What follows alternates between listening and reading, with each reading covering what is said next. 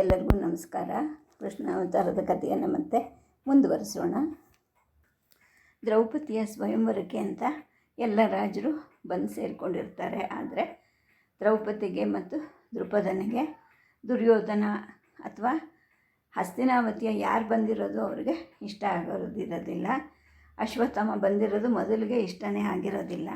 ಆಮೇಲೆ ಕೃಷ್ಣ ಅವ್ರಿಗೆ ತಿಳಿಸಿ ಹೇಳ್ತಾನೆ, ಅವರು ಮೋಹ ಮದ ಮಾತ್ಸರ್ಯಗಳಿಂದ ಅವರಾಗಲೇ ಸೋತುಬಿಟ್ಟಿದ್ದಾರೆ, ನೀನೇ ಗೆದ್ದಿರೋನು ಅನ್ನೋ ಒಂದು ಅಭಿಪ್ರಾಯ ಬರೋ ಹಾಗೆ ಕೃಷ್ಣ ದ್ರುಪದನ ಹತ್ರ ಹೇಳಿರ್ತಾನೆ. ಇದ್ರ ಜೊತೆಗೆ ಶಿಖಂಡಿನೂ ಆ ಸಮಯಕ್ಕೆ ಬಂದವನು ಆ ದುರ್ಯೋಧನನೇ ತನ್ನ ಭಾತೃಗಳ ವಧೆಯನ್ನು ಮಾಡಿಸಿರೋದು. ಹಾಗಾಗಿ ನಾವು ಅವನಂತಹ ಅಧರ್ಮಿಗೆ ನಮ್ಮ ಅಕ್ಕನನ್ನು ಕೊಡೋದು ಬೇಡ ಅನ್ನೋ ಒಂದು ಇಂಗಿತವನ್ನು ಸೂಚಿಸ್ತಾನೆ. ಇದರಿಂದಾಗಿ ಎಲ್ಲರಿಗೂ ಒಂದು ರೀತಿ ಮನಸ್ಸಿಗೆ ನಿರಾಳ ಅನಿಸುತ್ತೆ. ಏಕೆಂದರೆ ಒಂದು ವೇಳೆ ದುರ್ಯೋಧನ ಏನಾದರೂ ಸ್ಪರ್ಧೆಯಲ್ಲಿ ಗೆದ್ದರೆ ಅಂಥ ಅಯೋಗ್ಯನಿಗೆ ಮಗಳನ್ನು ಕೊಡಬೇಕಲ್ಲ ಅನ್ನೋ ಒಂದು ಯೋಚನೆ ದ್ರುಪದನಿಗೆ ಇರುತ್ತೆ. ಈಗ ಅದೆಲ್ಲ ಹೋಗ್ಬಿಟ್ಟು ಮನಸ್ಸು ಎಷ್ಟು ನಿರಾಳವಾಗುತ್ತೆ. ಇನ್ನು ಆ ಸ್ವಯಂವರಕ್ಕೆ ಹಿಂದಿನ ದಿವಸ ರಾತ್ರಿ ಏನಾಗುತ್ತೆ, ಮಂದವಾಗಿ ಗಂಗಾ ನದಿ ಹರಿತಾ ಇರುತ್ತೆ. ದಶಮಿಯ ಚಂದ್ರ ಬೆಳಗ್ತಾ ಇರ್ತಾನೆ. ಸರಿ, ದಿನ ಇಡೀ ಕೆಲಸಗಳನ್ನೆಲ್ಲ ಮಾಡಿಕೊಂಡು ಸುಸ್ತಾಗಿದ್ದ ಅತಿಥಿಗಳು ಮತ್ತು ಅತಿಥೇಯರುಗಳು ಎಲ್ಲರೂ ಅವರವರ ಶಿಬಿರಗಳಲ್ಲಿ ವಿಶ್ರಾಂತಿಯನ್ನು ಪಡೀತಾ ಇರ್ತಾರೆ. ಇನ್ನು ಮಗಧ ಚಕ್ರವರ್ತಿಯ ಶಿಬಿರದಲ್ಲಿ ಜರಾಸಂಧ ರಾತ್ರಿ ವಿಶ್ರಾಂತಿ ತಗೊಳ್ಳೋಕ್ಕೋಸ್ಕರ ಡೇರೆ ಒಳಗಡೆ ಇರ್ತಾನೆ. ಡೇರೆ ಮುಂದುಗಡೆ ವಿಶ್ವಾಸ ಪಾತ್ರರಾದಂತಹ ಆಳುಗಳು ಒಂದಿಬ್ಬರು ಕಾವಲು ಕಾಯ್ತಾ ಇರ್ತಾರೆ. ಗದೆಗಳನ್ನು ತಲೆಗಳಿಗಾಗಿ ನಿಲ್ಲಿಸಿ ಅದರ ಮೇಲೆ ತಮ್ಮ ಕೈಯನ್ನು ಊರಿಕೊಂಡು ಅವರು ಕಲ್ಲಿನ ಬೊಂಬೆಗಳ ಹಾಗೆ ನಿಂತಿರ್ತಾರೆ. ಗದೆಗಳನ್ನು ಮರಳಲ್ಲಿ ಹೂತು ನಿಲ್ಲಿಸಿರ್ತಾರೆ. ಆ ಮಧ್ಯರಾತ್ರಿನಲ್ಲಿ ಯಾರೋ ಮೃದುವಾಗಿ ಹೆಜ್ಜೆ ಇಟ್ಕೊಂಡು ಬರೋ ಸದ್ದು ಕೇಳುತ್ತೆ. ಆದರೆ ಕಳ್ಳರಲ್ಲ ಅನಿಸುತ್ತೆ. ಏಕೆಂದರೆ ನಿರ್ಭಯವಾಗಿ ಒಂದೇ ರೀತಿಯ ಹೆಜ್ಜೆ ಸದ್ದು ಅವ್ರಿಗೆ ಕೇಳಿಸೋಕ್ಕೆ ಶುರುವಾಗುತ್ತೆ. ಕಾವಲುಗಾರರು ತಮ್ಮ ಮೈ ಕೊಡೋದ್ಕೊಂತಾರೆ. ನಿದ್ದೆ ಬರ್ತಾ ಇರುತ್ತೆ, ಆದರೂ ಅದನ್ನು ಹೋಗಲಾಡಿಸ್ಕೊಂಡು ಶಿಬಿರದ ಕಡೆಗೆ ಬರ್ತಾ ಇದ್ದ ವ್ಯಕ್ತಿಗಳ ಕಡೆಗೆ ನೋಡ್ತಾರೆ. ಯಾರೋ ಒಂದಿಬ್ಬರು ಬರ್ತಾ ಇರ್ತಾರೆ. ಮುಖವೊಂದನ್ನು ಬಿಟ್ಟು ಮೈ ತುಂಬ ಹೊದ್ಕೊಂಡಿರ್ತಾರೆ. ತಕ್ಷಣ ಕಾವಲುಗಾರರ ಮುಖಂಡ, ಅಲ್ಲೇ ನಿಲ್ಲು, ಯಾರು ನೀವು, ನಿಮಗೇನು ಬೇಕು ಅಂತ ಕೇಳ್ತಾನೆ. ಅಷ್ಟೊತ್ತಿಗೆ ಇನ್ನು ಕೆಲವರು ಕಾವಲುಗಾರರು ಮುಖಂಡನ ಹತ್ತಿರಕ್ಕೆ ಬಂದು ಸೇರಿಕೊಳ್ತಾರೆ. ಶಿಬಿರದೊಳಕ್ಕೆ ಪ್ರವೇಶ ಮಾಡ್ತೀವಿ ಅಂತ ಯಾರಾದರೂ ದರ್ಶಕರು ಬಂದರೆ ಅವ್ರ ತಲೆ ಹೊಡಿಲಿಕ್ಕೆ ಅಂತಲೇ ಅವರೆಲ್ಲರೂ ಸಿದ್ಧವಾಗಿ ನಿಂತಿರ್ತಾರೆ. ಆಗ ಆ ಬಂದಿದ್ದ ಅಪರಿಚಿತರಲ್ಲಿ ಒಬ್ಬ ಒಂದು ಹೆಜ್ಜೆ ಮುಂದೆ ಇಡ್ತಾನೆ. ಸ್ಪಷ್ಟ ಧ್ವನಿಯಲ್ಲಿ ಹೇಳ್ತಾನೆ, ನಾನು ಚಕ್ರವರ್ತಿಯನ್ನು ನೋಡಬೇಕು ಅಂತ. ಆಗ ಆ ಕಾವಲುಗಾರರ ಮುಖಂಡ ಹೇಳ್ತಾನೆ, ಚಕ್ರವರ್ತಿಯನ್ನು ನೋಡಬೇಕಾ ಈ ಅವೇಳಲ್ಲಿ? ನಿನಗೆ ಹುಚ್ಚಿಡ್ದಿದೆಯಾ, ಹೋಗಿಲ್ಲಿಂದ ಅಂತ ಕೂಕ್ಕೊಂತಾನೆ. ಆಗ ಈ ಮಾತನಾಡಿದ ಆಗಂತುಗ ತನ್ನ ಮೈ ಮೇಲೆ ಹೊದ್ಕೊಂಡಿದ್ದ ಮುಸುಕನ್ನು ತೆಗಿತಾನೆ. ಅಲ್ಲಿ ನೋಡಿದ್ರೆ ತಳ ಹೊಡೆಯೋ ಕಿರೀಟ ಇರುತ್ತೆ, ರತ್ನಹಾರ ಇರುತ್ತೆ, ಬೆಳಗುವಂತಹ ಕರ್ಣಕುಂಡಲಗಳಿರುತ್ತೆ, ಬಂಗಾರದ ಹಿಡಿಯ ಕತ್ತಿ ಇರುತ್ತೆ. ಎಲ್ಲನೂ ಉನ್ನತ ಮಟ್ಟದ ಲಕ್ಷಣ ಅಂತ ಕಾವಲುಗಾರರಿಗೆ ಗೊತ್ತಾಗುತ್ತೆ. ಅಂದರೆ ಬಂದಿರೋನು ಯಾರೋ ಒಬ್ಬ ರಾಜ್ಕುಮಾರ ಇರಬಹುದು. ಆದರೆ ಇಂಥ ಅಪರಾತ್ರಿಲಿ ಬರೋದಾ? ಅದು ಕಾವಲುಗಾರರು ಅಥವಾ ಮೈಗಾವಲಿನವರು ಯಾರೂ ಇಲ್ಲದೆ ಅವನು ಬಂದಿದ್ದಾನಲ್ಲ, ಸೇವಕರು ಕೂಡ ಇಲ್ವಲ್ಲ, ಯಾಕೆ ಬಂದಿರ್ಬೋದು ಅಂತ ಕಾವಲುಗಾರರಿಗೂ ಕೂಡ ಒಂದು ಕ್ಷಣ ಆತಂಕ ಆಗುತ್ತೆ. ಅವನ ಒಂದು ತೇಜಸ್ಸನ್ನು ನೋಡಿ ಅವರು ಅಪ್ರಯತ್ನವಾಗಿ ಅವನಿಗೆ ಕೈ ಜೋಡಿಸ್ತಾರೆ. ರಾಜ್ಕುಮಾರ, ಬಿಡೋಕ್ಕಾಗೋದಿಲ್ಲ, ಈಗ ನಮಗೆ ಕಟ್ಟಪ್ಪಣೆ ಇದೆ ಅಂತೇಳಿ ಹೇಳ್ತಾನೆ. ಆಗ ಬಂದವನು ಹೇಳ್ತಾನೆ, ರಾತ್ರಿ ಕಾವಲಿಗೆ ಯಾರು ಅಧಿಕಾರಿಯಾಗಿರೋದು? ಆ ರಾಜ್ಕುಮಾರನ ಹತ್ರಕ್ಕೆ ನಮ್ಮನ್ನು ಕರ್ಕೊಂಡು ಹೋಗಿ, ಅಥವಾ ಅವನನ್ನೇ ಇಲ್ಲಿಗೆ ಕರೆಸಿದ್ರೂ ಪರವಾಗಿಲ್ಲ. ಏಕೆಂದರೆ ನಾನು ಬಂದಿರೋ ಕೆಲಸ ಒಂದು ಕ್ಷಣವೂ ತಡ ಆಗಬಾರ್ದು ಅಂತೇಳಿ ಹೇಳ್ತಾನೆ. ಹಾಗೆ ಹೇಳಿದವನ ಮಾತಲ್ಲಿ ಒಂದು ರೀತಿಯ ಆತುರತೆ ಇರುತ್ತೆ. ಆಗ ಆ ಕಾವಲುಗಾರ ಹೇಳ್ತಾನೆ, ಇಲ್ಲ, ನಾವು ನಿಮ್ಮನ್ನು ಬಿಡೋಕ್ಕೆ ಸಾಧ್ಯ ಇಲ್ಲ. ಏಕೆಂದರೆ ನಮ್ಮ ಕಾವಲಿಗೆ ಅಧಿಕಾರಿಯಾಗಿರೋದು ರಾಜಕುಮಾರ ವಿದಂಡ, ಅವನು ಕೂಡ ಇವಾಗ ಗಾಢ ನಿದ್ದೆಯಲ್ಲಿ ಇರ್ತಾನೆ ಅಂತೇಳಿ ಹೇಳ್ತಾರೆ ಅವರು. ಆದರೆ ಬಂದಿರೋ ಆಗಂತುಕ ನಗುತ್ತಾನೆ. ಹಾಗಾದರೆ ಹೋಗಿ ಎಬ್ಬಿಸಿ, ಪರವಾಗಿಲ್ಲ, ನಾನು ಮಾತಾಡಬೇಕಾಗಿರೋದು ಚಕ್ರವರ್ತಿಯ ಪ್ರಾಣಕ್ಕೆ ಸಂಬಂಧಿಸಿರೋ ವಿಷಯ, ನಾನು ಸ್ವಲ್ಪನೂ ತಡೆಯೋ ಹಾಗಿಲ್ಲ, ತಕ್ಷಣ ಅವರನ್ನು ನೋಡಬೇಕು ಅಂತಾನೆ. ಆಗ ಕಾವಲುಗಾರರ ಮುಖಂಡ ವಿನಯದಿಂದ ಹೇಳ್ತಾನೆ, ಇನ್ನೇನು ಬೆಳಕು ಹರಿಯುತ್ತಲ್ಲ, ಬೆಳಕು ಹರಿದ ಮೇಲೆ ನೋಡಬಹುದಲ್ಲ ಅಂಥೇಳಿ. ಆಗ ಆ ಬಂದಿರೋನು ಆ ಮುಖಂಡನಲ್ಲಿ ದೃಷ್ಟಿಯನ್ನು ನೆಡ್ತಾನೆ. ಇಲ್ಲ ಇಲ್ಲ, ಈಗಲೇ ನೋಡಬೇಕು ನಾನು. ರಾಜ್ಕುಮಾರ ವಿದಂಡನನ್ನು ಹೋಗಿ ಕರೆಯೋಕ್ಕೆ ನೀನು ಹಿಂಜರಿಬೇಡ. ಕರೆದ್ರೆ ಅವನು ನೀವು ಕರೆದಿದ್ದಕ್ಕೆ ಧನ್ಯವಾದ ಅಂತ ಕೂಡ ಹೇಳ್ತಾನೆ. ನೀನು ಒಂದು ವೇಳೆ ಹೋಗದೇ ಇದ್ದರೆ ನಾನು ಶಂಖವನ್ನು ಊದ್ತೀನಿ, ಇಡೀ ಶಿಬಿರವನ್ನು ಎಚ್ಚರಿಸಿಬಿಡ್ತೀನಿ. ಆಗ ಹೊರಟೊರಟಾಗಿ ಎಬ್ಸಿದೆಯಾ ಅಂದ್ಬಿಟ್ಟು ಚಕ್ರವರ್ತಿ ಕೂಡ ನಿನ್ನನ್ನು ಶಿಕ್ಷೆ ಮಾಡ್ತಾನೆ ಅಂತೇಳಿ ಹೇಳ್ತಾನೆ. ಕಾವಲುಗಾರ ಮುಖಂಡನಿಗೆ ಏನು ಮಾಡಬೇಕು ಅಂತ ತೋಚ್ತಾ ಇಲ್ಲ. ಜೊತೆಗಾರರ ಜೊತೆಗೆ ಆಲೋಚನೆ ಮಾಡ್ತಾನೆ. ಆಮೇಲೆ ಆ ವಿದಂಡನನ್ನು ಕರೀಲಿಕ್ಕೆ ಅಂತ ಹೋಗ್ತಾನೆ. ಅಷ್ಟು ಹೊತ್ತಿಗೆ ಈ ಆಗಂತುಕನ ಜೊತೆಗೆ ಬಂದಿದ್ದ ಎರಡನೇವನು ಕೂಡ ಅಲ್ಲಿಗೆ ಹತ್ತಿರ ಬಂದು ನಿಂತ್ಕೊಳ್ತಾನೆ. ಆಗಂತುಕ ಅವನ ಹೆಗಲ ಮೇಲೆ ಕೈ ಹಾಕಿ ಕಾವಲುಗಾರರಿಗೆ ಎದುರಿಗೆ ನಿಂತ್ಕೊಳ್ತಾನೆ. ಅಷ್ಟೊತ್ತಿಗೆ ಆ ವಿದಂಡ ಬರ್ತಾನೆ. ಅವನಿಗೆ ಕಣ್ಣು ತುಂಬ ನಿದ್ದೆ ಇರುತ್ತೆ, ಮುಖದಲ್ಲಿ ಕಿರಿಕಿರಿ ಎದ್ದು ಕಾಣಿಸ್ತಿರುತ್ತೆ. ಏನು ಬೇಕು ನಿಮಗೆ ಇಷ್ಟು ಅವೇಳೆನಲ್ಲಿ ಅಂತ ಗದರದ ಧ್ವನಿನಲ್ಲಿ ಕೇಳ್ತಾನೆ. ಆಗ ಆ ಬಂದಿರೋನು ಹೇಳ್ತಾನೆ, ರಾಜಕುಮಾರ, ನಾನು ಚಕ್ರವರ್ತಿಯನ್ನು ಈಗಲೇ ನೋಡಬೇಕು ಅಂತ. ವಿದಂಡನಿಗೆ ಸಿಟ್ಟು ಬರುತ್ತೆ. ಇಂಥ ಅಪರಾತ್ರಿಲಿ ಬುದ್ಧಿ ಇಲ್ಲ ನಿನಗೆ, ಚಕ್ರವರ್ತಿಯನ್ನು ನಾನು ಹೇಗೆ ಎಬ್ಬಿಸ್ಬೇಕು ಅಂತಾನೆ. ಇಲ್ಲ, ನೀನು ಎಬ್ಬಿಸಲೇಬೇಕು ಅಂತ ಬಂದವನು ಶಾಂತವಾಗೇ ಹೇಳ್ತಾನೆ. ಇಲ್ಲ, ಅವರು ಗಾಢ ನಿದ್ದೆಯಲ್ಲಿ ಇದ್ದಾರೆ ಅಂತ ಹೇಳಿಬಿಟ್ಟು ವಿದಂಡ ಹಿಂತಿರುಗಿ ಹೋಗೋಕ್ಕೆ ಸಿದ್ಧ ಆಗ್ತಾನೆ. ಆಗ ಬಂದವನು ಅಧಿಕಾರವಾಣಿಯಿಂದ ಹೇಳ್ತಾನೆ, ಇಲ್ಲ ನೀನು ಎಬ್ಸು ಅಂತ ಹೇಳಿಬಿಟ್ಟು. ಇದನ್ನು ಕೇಳಿಬಿಟ್ಟು ವಿದಂಡಂಗೆ ಒಂಥರ ಆಶ್ಚರ್ಯ ಆಗುತ್ತೆ. ಯಾರು ಇಷ್ಟು ಅವೇಳೆನಲ್ಲಿ ಅಷ್ಟೊಂದು ಅವಾಂತರ ಮಾಡ್ತಾ ಇರೋರು ಅಂಥೇಳ್ಬಿಟ್ಟು. ಆಗ ನೀವು ಯಾರು ರಾಜ್ಕುಮಾರರೇ ಅಂತ ಹೊಸದಾಗಿ ವಿನಯವನ್ನು ತೋರಿಸ್ತಾ ಕೇಳ್ತಾನೆ. ಆಗ ಬಂದವನು ನಗುತ್ತಾನೆ. ನಾನು ಯಾದವ ಕೃಷ್ಣ ವಾಸುದೇವ ಅಂಥೇಳ್ಬಿಟ್ಟು ನಗುತ್ತಾನೆ. ಜೊತೆಗೆ ಈಗ ಬಂದಿರೋದು ನನ್ನ ಜೊತೆಗೆ ನಮ್ಮ ಚಿಕ್ಕಪ್ಪ ದೇವಭಾಗರ ಮಗ ಉದ್ದವ ಅಂಥೇಳ್ಬಿಟ್ಟು. ಕೃಷ್ಣ ವಾಸುದೇವ. ವಿದಂಡ ಅಗಲವಾಗಿ ಕಣ್ಣು ತೆರಿತಾನೆ. ತನ್ನ ಕಣ್ಣನ್ನೇ ನಂಬಕ್ಕಾಗ್ದಂಗೆ ಆಗುತ್ತೆ. ಅವನು ತೆರೆದ ಬಾಯಿ ಮುಚ್ಚೋದು ಕೂಡ ಮರೆತ ಹಾಗೆ ಬಾಯಿ ತೆಕ್ಕೊಂಡು ಕಣ್ಣಿಷ್ಟಗಲ ಬಿಟ್ಟು ನೋಡ್ತಾನೆ, ನಿಂತ್ಕೊಳ್ತಾನೆ.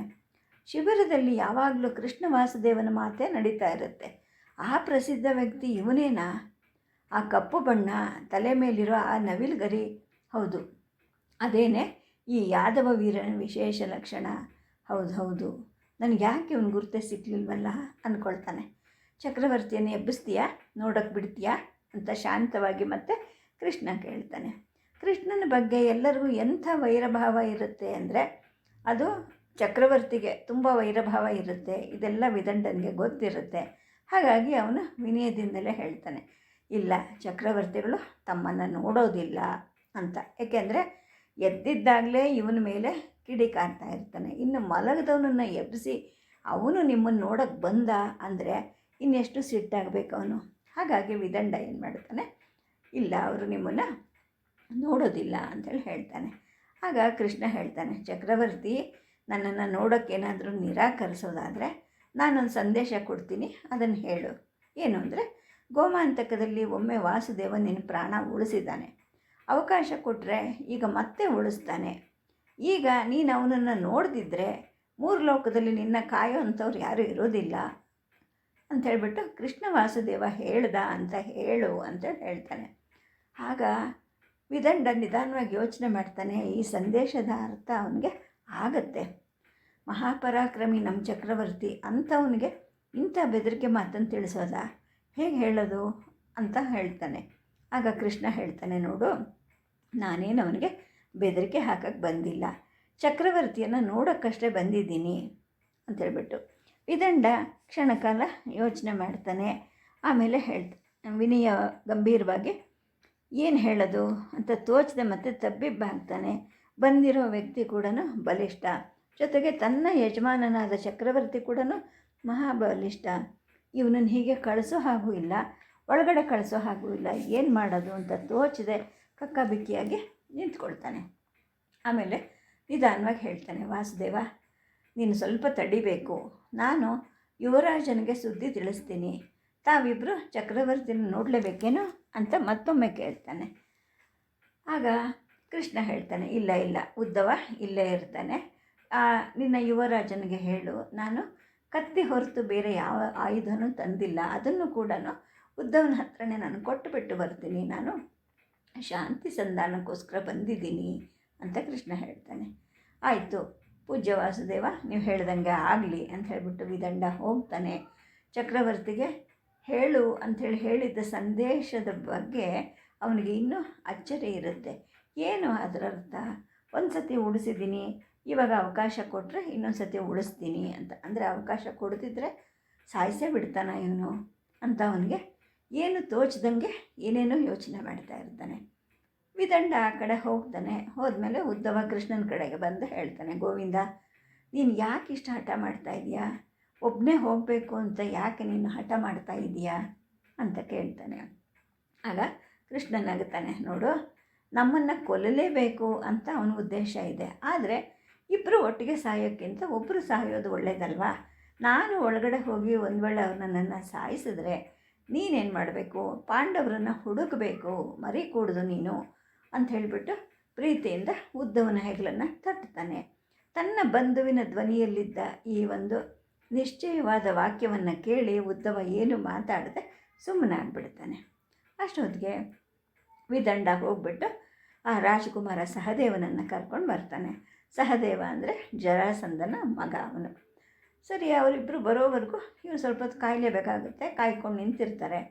ಆವಾಗ ಸಹದೇವ, ಯಾರು ಪೂಜ್ಯ ವಾಸುದೇವನ ಅಂತ ಕೇಳ್ತಾನೆ. ಅವನ ಧ್ವನಿಯಲ್ಲಿ ಬೇಸರ ಇರುತ್ತೆ. ರಾತ್ರಿ ಈ ಅವೇಳನಲ್ಲಿ ಚಕ್ರವರ್ತಿ ನೋಡಬೇಕೇನು ನೀನು ಅಂತ ಕೇಳ್ತಾನೆ. ಹೌದು ಯುವರಾಜ, ನಿನಗೆ ಆದ ಆಶ್ಚರ್ಯ ಮತ್ತು ಸಂಶಯ ನನಗೆ ಗೊತ್ತಿದೆ. ನಾನು ಚಕ್ರವರ್ತಿಗೆ ಗೆಳೆಯನೂ ಅಲ್ಲ, ಚಕ್ರವರ್ತಿ ನನ್ನ ಗೆಳೆಯನೂ ಅಲ್ಲ. ಆದರೂ ಕೂಡ ನಾನು ಅವನನ್ನು ಒಂಟಿಯಾಗಿ ನೋಡಬೇಕು ಅಂತ ಬಂದಿದ್ದೀನಿ. ನಾನು ನಿರಾಯುಧನಾಗಿ ನಿನ್ನ ಜೊತೆಗೆ ಬರ್ತೀನಿ. ನನ್ನ ಈ ಕತ್ತಿಯನ್ನು ಉದ್ಧವನ ಹತ್ರನೇ ಕೊಡ್ತೀನಿ. ಆಗ ನಿನಗೆ ಗೊತ್ತಾಗಬಹುದು ನಾನು ಏನೋ ಹೇಳಬೇಕು ಅಂತ ಬಂದಿರೋದು ಬಹಳ ಮುಖ್ಯವಾದದ್ದು ಅಂತ. ನನಗೆ ಈ ಶತ್ರು ಶಿಬಿರದಲ್ಲಿ ಬಂದಿದ್ದರೂ ಕೂಡ, ನನಗೆ ಅಪಾಯ ಇದ್ದರೂ ಕೂಡ ನಾನು ನಿಮ್ಮ ಚಕ್ರವರ್ತಿ ಅಥವಾ ನಿಮ್ಮ ಅಪ್ಪನ ನೋಡಲೇಬೇಕು ಅಂಥೇಳಿ ಕೃಷ್ಣ ಹೇಳ್ತಾನೆ. ಅದು ಅಷ್ಟೊಂದು ಮುಖ್ಯನ ನೀನು ಮಾತಾಡಬೇಕು ಅಂದ್ಕೊಂಡಿರೋದು ಅಂತ ಸಹದೇವ ಕೇಳ್ತಾನೆ. ಹೌದು, ಇಲ್ಲ ಅಂತಂದರೆ ಈ ನಡುರಾತ್ರಿಲಿ ನಾನು ನಿಮ್ಮ ಶಿಬಿರಕ್ಕೆ ಯಾಕೆ ಬರ್ತಿದ್ದೆ ಅಂತ ಕೇಳ್ತಾನೆ. ಈ ತರ್ಕ ಸಹದೇವನಿಗೆ ಸರಿ ಅನ್ನಿಸುತ್ತೆ. ಡೇರೆ ಒಳಗಡೆ ಹೋಗ್ತಾನೆ. ಮೃದುವಾಗಿ ಎಬ್ಬಿಸ್ತಾನೆ.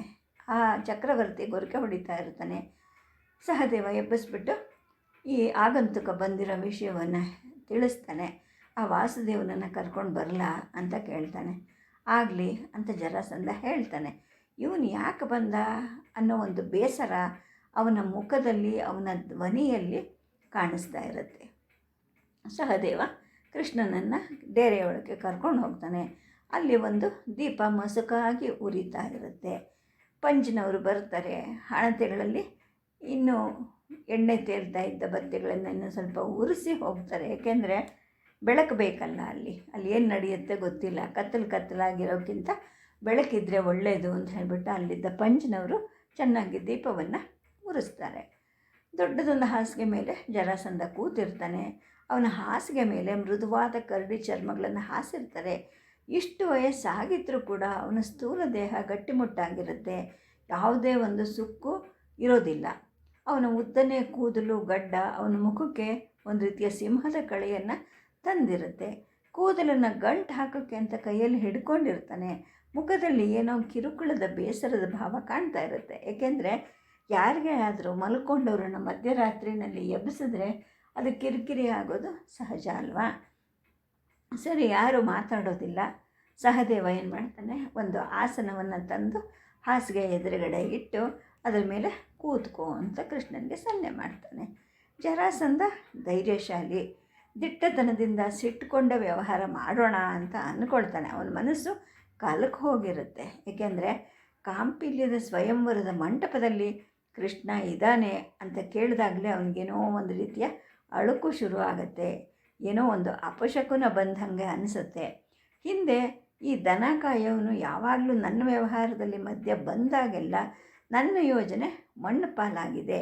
ಹಾಗಾಗಿ ಈ ಮಧ್ಯರಾತ್ರಿ ಈ ಬದ್ಧವೈರಿಗೆ ಎದುರಾಗಬೇಕಲ್ಲ, ಏನು ಕಾದಿದೆಯೋ ಅನ್ನೋ ಒಂದು ಆತಂಕ ಕೂಡ ಆ ಜರಾಸಂಧನಿಗೆ ಬರುತ್ತೆ.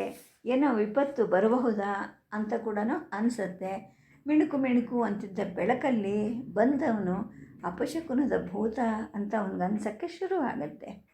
ಇನ್ನು ಆ ಮೌನವನ್ನು ತಡೆಯೋಕ್ಕೆ ಆಗೋದಿಲ್ಲ. ಜರಾಸಂಧ ಕೂಗ್ತಾನೆ, ಯಾಕೆ ಬಂದೆ ಇಲ್ಲಿಗೆ ಈ ಅವೇಳನಲ್ಲಿ ಅಂತ. ಆಗ ಕೃಷ್ಣ ಯಾವುದೇ ಉದ್ವೇಗವನ್ನು ಇಟ್ಕೊಳ್ಳದೆ ನಿರುದ್ವೇಗದಿಂದ ಹೇಳ್ತಾನೆ, ಯಾಕೆ ಅಂತ ಹೇಳ್ತೀನಿ ಕೇಳು. ಗೋಮಾಂತಕದಲ್ಲಿ ನನ್ನನ್ನು ಹಿಡಿಬೇಕು ಅಂತ ನೀನು ಪ್ರಯತ್ನ ಮಾಡಿದೆ ಅಲ್ವಾ, ಅಲ್ಲಿ ವ್ಯರ್ಥ ಆಯಿತು. ಮಧುರೆಯಲ್ಲಿ ಹಿಡಿಯೋಕ್ಕೆ ಅಂತ ಹೋದೆ, ಅಲ್ಲೂ ವ್ಯರ್ಥ ಪ್ರಯತ್ನ ಆಯಿತು. ಈಗ ನೋಡು, ಇಲ್ಲೇ ಇದ್ದೀನಿ ನಿನ್ನ ಶಿಬಿರದಲ್ಲಿ ಮಧ್ಯರಾತ್ರಿಯಲ್ಲಿ ಒಂಟಿಯಾಗಿ ನಿರಾಯುಧನಾಗಿ ನಿನ್ನೆದುರಿಗೆ ನಿಂತಿದ್ದೀನಿ ಅಂತಾನೆ. ಕೃಷ್ಣನ ಕಡೆಗೆ ಸಿಟ್ಟಿನಿಂದ ಜರಾಸಂಧ ನೋಡ್ತಾನೆ. ನೀನು ನನ್ನ ಶತ್ರು ಅಂತ ಕೂಗ್ತಾನೆ.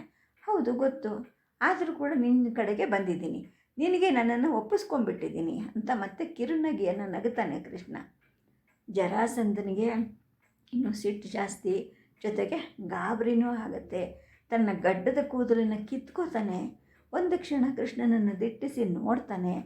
ತನ್ನ ಗಾಬರಿಯನ್ನು ತೋರಿಸ್ಕೋಬಾರ್ದು ಅಂತೇಳ್ಬಿಟ್ಟು ಏನೇನೋ ವಿಚಿತ್ರವಾಗಿ ಆಟಗಳನ್ನು ಆಡ್ತಾನೆ. ಯಾಕೆ ಹೀಗೆ ಮಾಡ್ತಾ ಇದೆಯಾ ಅಂತ ಕೊನೆಗೆ ಕೇಳ್ತಾನೆ. ಆಗ ಕೃಷ್ಣ ಹೇಳ್ತಾನೆ, ನೋಡು, ನಮ್ಮ ಎದುರುಗಡೆ ಯುವರಾಜ ವಿದಂಡ ಇಬ್ಬರು ಇದ್ದಾರೆ. ನಮ್ಮ ಮಾತು ಏಕಾಂತವಾಗಿದ್ದರೆ ಒಳ್ಳೆಯದು ಅಂತ ನಿನಗೆ ಅನಿಸಲ್ವಾ? ಇಬ್ಬರು ಹಳೆಯ ಶತ್ರುಗಳು ನಾವು. ನಮ್ಮ ಜಗಳದಲ್ಲಿ ಇವರು ಯಾಕೆ ನಮ್ಮ ಮಧ್ಯೆ ಇರಬೇಕು ಅಂತ ಸಹದೇವನ ಕಡೆಗೆ ನೋಡ್ತಾನೆ. ಒಂದು ಗಳಿಗೆ ಜರಾಸಂಧನಿಗೆ ಏನೋ ಅನುಮಾನ ಬರುತ್ತೆ. ಆಮೇಲೆ ಕೈ ಸನ್ನೆ ಮಾಡ್ತಾನೆ. ಸಹದೇವ ಮತ್ತು ವಿದಂಡನನ್ನು ಹೊರಗಡೆ ಹೋಗ್ರಿ ಅಂತಾನೆ. ಚಕ್ರವರ್ತಿ ಬಲಶಾಲಿ ಆಗಿದ್ದರೂ ಕೂಡ ಅವನನ್ನು ಬಿಟ್ಟು ಹೋಗೋಕ್ಕೆ ಇವರಿಬ್ಬರಿಗೂ ಮನಸ್ಸಿರೋದಿಲ್ಲ. ಏಕೆಂದರೆ ಈ ತರುಣ ವೈರಿ ಜೊತೆಗೆ ಶಕ್ತಿಶಾಲಿ, ಇವನ ಕೈಲಿ ಅವನನ್ನು ಬಿಟ್ಟು ಹೋಗೋದಾ ಅಂತ ಯೋಚನೆ ಮಾಡ್ತಾರೆ. ಆದರೆ ಜರಾಸಂಧನೇ ಆಜ್ಞೆ ಮಾಡೋದರಿಂದ ಅವರು ನಿಧಾನವಾಗಿ ಮನಸ್ಸಿಲ್ಲದ ಮನಸ್ಸಿನಿಂದ ಡೇರೆ ಹೊರಗಡೆ ಹೋಗಿ ನಿಂತ್ಕೊಳ್ತಾರೆ. ಏನಾದರೂ ಸ್ವಲ್ಪ ಅಪಾಯ ಬಂದರೂ ಕೂಡ ತಕ್ಷಣ ಒಳಗೆ ಬಂದು ಬಿಡಬೇಕು ಅಂತ ನುಗ್ಗಲಿಕ್ಕೆ ಸಿದ್ಧರಾಗಿ ಹೊರಗಡೆ ಹೋಗಿ ನಿಂತ್ಕೊಳ್ತಾರೆ. ಆಗ ಏನು ಸೈರಣೆ ಇಲ್ಲದೆ ಜರಾಸಂಧ ಕೇಳ್ತಾನೆ, ಯಾಕೆ ಬಂದೆ ಅಂತ. ಆಗ ಕೃಷ್ಣ ಮುಗುಳ್ನಗೆ ಬೀರ್ತಾನೆ, ಹೇಳ್ತಾನೆ, ನೋಡು, ನಿನ್ನನ್ನು ಒಂದು ಅನರ್ಥದಿಂದ ಕಾಪಾಡಲಿಕ್ಕೆ ಬಂದಿದ್ದೀನಿ ಅಂತ. ನೋಡು, ನಿನ್ನ ಸಹಾಯ ನನಗೆ ಬೇಡ, ಆಗಲೂ ಬೇಡ, ಈಗಲೂ ಬೇಡ, ಯಾವಾಗಲೂ ಬೇಡ. ಸುಮ್ಮನೆ ಕಾಲಹರಣ ಮಾಡಬೇಡ, ಇಲ್ಲಿಂದ ಹೊರಟೋಗು ಅಂತ ಜರಾಸಂಧ ಕೂಗ್ತಾನೆ. ಸದ್ಯಕ್ಕೆ ಕಥೆಯನ್ನು ನಿಲ್ಲಿಸಿರ್ತೀನಿ. ನಮಸ್ಕಾರ.